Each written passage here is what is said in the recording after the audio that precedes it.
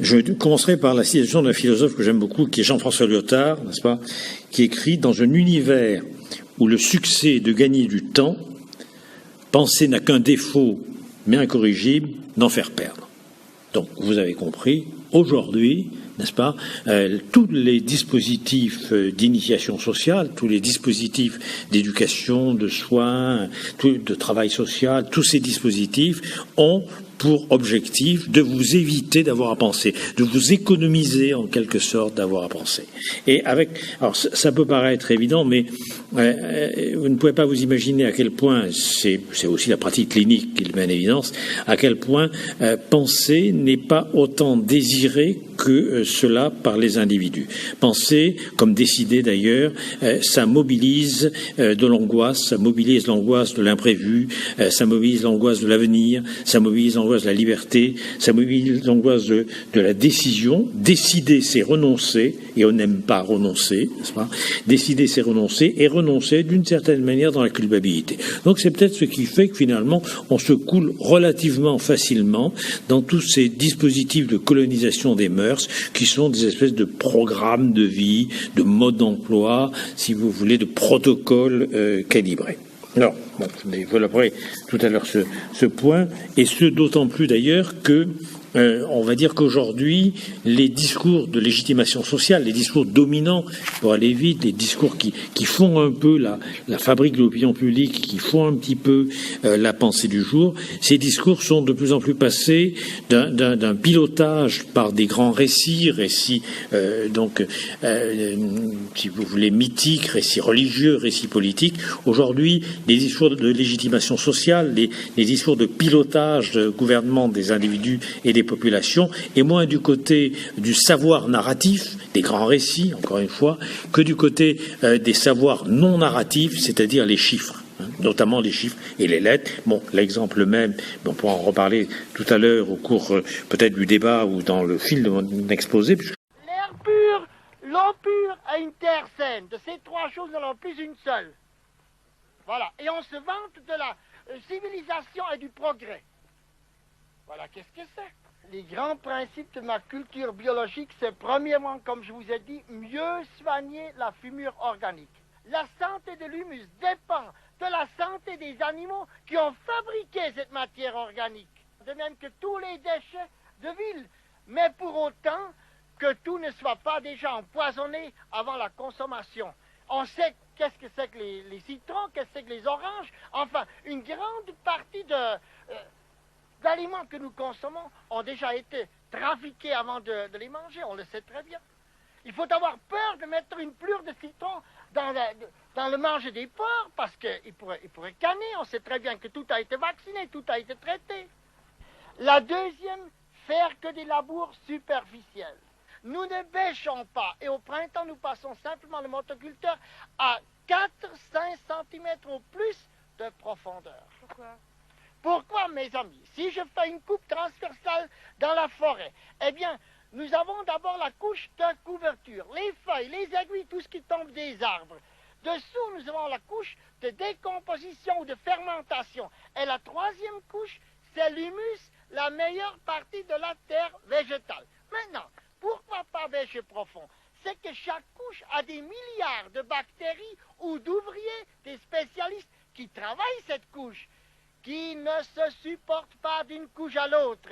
C'est-à-dire, beaucoup de ces bactéries ne supportent pas les rayons de soleil, doivent être à l'abri des rayons de soleil. Alors, comme chaque couche a des spécialistes pour travailler cette couche, si je prends une bêche et que je bêche à 30-40 cm de profondeur, je crée un désordre dans le sol. La troisième, c'est éviter la nudité du sol. Et la quatrième, c'est redonner à votre terre les éléments de trace. Et ainsi, vous arrivez à produire des légumes, des aliments plus riches. Ah, c'est-à-dire plus riches en sels minéraux. Vous savez qu'aujourd'hui, que les citadins d'Europe souffrent plus ou moins 5 fois de pas assez de magnésium. Pourquoi? Nos terres sont appauvries en magnésium. Nous avons les oligo-éléments. Oligos du grec qui signifie peu. Et là, nous avons manganèse, magnésium, le fluor, le iode, le bore, le brome, le vanadium, le nickel, le soufre, le cuivre, etc. Mais par les cultures intensives, par les cultures monotones, par les fausses fumures, ces terres se sont appauvries ou carencées en oligo-éléments.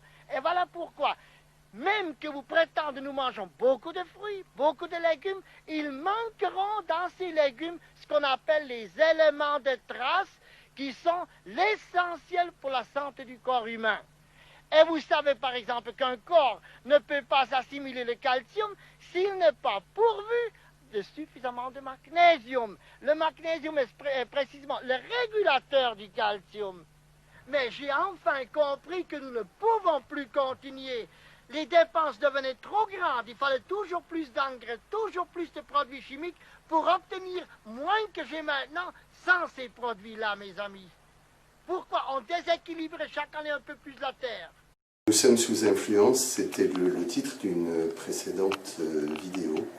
Et la seule présence d'autrui contribue à modifier nos comportements.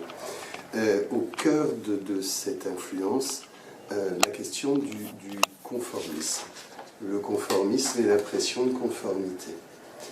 C'est un psychologue social américain, Ash, que l'on doit les principaux travaux sur la question du conformisme. Dans une de ses expériences, Princeps, de référence, H met en évidence le fait que nous sommes influencés, y compris lorsque nous sommes certains de notre réponse, par la présence et le point de vue des autres. Dans ces expériences, entre un tiers et les trois quarts d'entre nous sommes capables d'adopter le point de vue des autres, même lorsque l'on sait ou lorsque l'on pense qu'il est faux. Roger Mucchielli s'est intéressé à cette question du conformisme et il a mis au centre ce qu'il appelle la pression de conformité. Alors la pression de conformité, il la définit comme l'exigence du groupe vis-à-vis de celui qui y participe, une pression qui tend à unifier les conduites, les opinions, les perceptions, les informations, et qui tend à assimiler les membres entre eux. Qu'est-ce qui expliquerait le fait que nous nous conformions au point de vue de la majorité ou de l'essentiel d'un groupe? Eh bien, il y aurait deux besoins au centre de cette pression de conformité. D'abord, le besoin d'approbation. Nous avons besoin de nous faire accepter, reconnaître par les membres d'un groupe, et ce besoin d'approbation aurait une pression normative en réalité. Nous nous conformerions aux standards du groupe. Il y aurait un deuxième besoin, c'est le besoin de certitude. Là aussi, quand il y aurait une pression dite informationnelle, quand nous ne sommes pas certains, quand nous ne sommes pas sûrs d'un point de vue, et que la majorité d'entre nous donne une direction, eh bien, ce besoin de certitude tendrait à nous entraîner à adopter le point de vue des autres.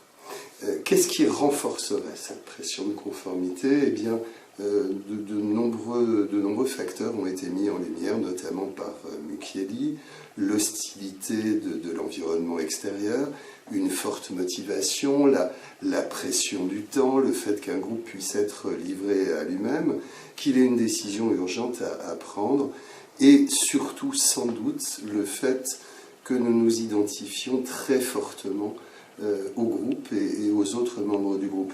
Autrement dit, lorsque le groupe nous indiffère, lorsqu'il n'y aurait pas d'identification au groupe, lorsque ce groupe ne serait pas une référence pour nous, la pression de conformité tendrait à disparaître. A l'inverse, si nous nous identifions fortement au groupe, la pression de conformité fonctionne à plein. Un ou deux autres facteurs ont été mis en évidence, l'âge par exemple.